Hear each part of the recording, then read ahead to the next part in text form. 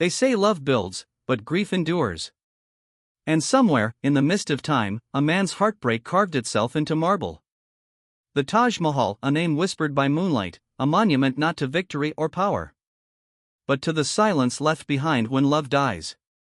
In the 17th century, the Mughal Empire ruled much of India. Among its emperors was Shah Jahan, a ruler of immense wealth, vision, and devotion. But beyond his crown and armies, his heart belonged to one woman.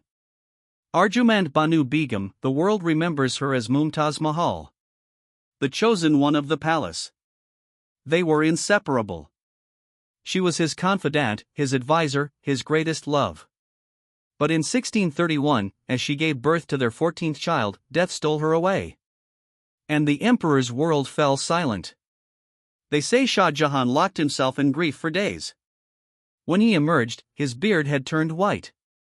From that sorrow came a vision to build a resting place so pure it would mirror heaven itself. For 22 years, more than 20,000 artisans toiled by the banks of the Yamuna River. Marble was brought from Rajasthan, jade from China, turquoise from Tibet, and sapphire from Sri Lanka. Under the glow of oil lamps, men carved flowers into stone, each petal a prayer for eternal love. At dawn, the Taj blushes in soft pink, like a new love. By noon, it glows white, pure, eternal. And by night, under the moon, it turns silver, a widow's reflection of sorrow. Even the 4 minarets lean slightly outward, so that in the event of an earthquake, they'd fall away.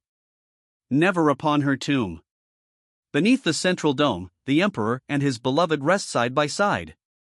2 hearts, still bound by silence. But the story doesn't end with marble.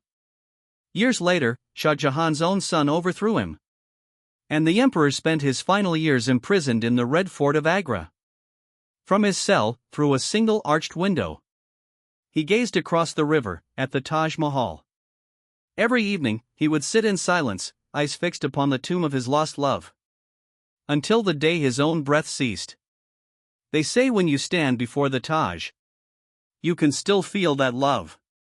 Not in the marble, not in the architecture, but in the emptiness between heartbeats.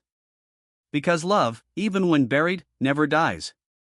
The Taj Mahal isn't just a tomb, it's a heartbeat carved in stone, proof that love can outlive even the man who built it.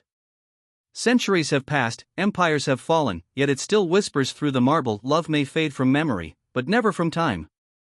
So tell me, do you believe love like that still exists?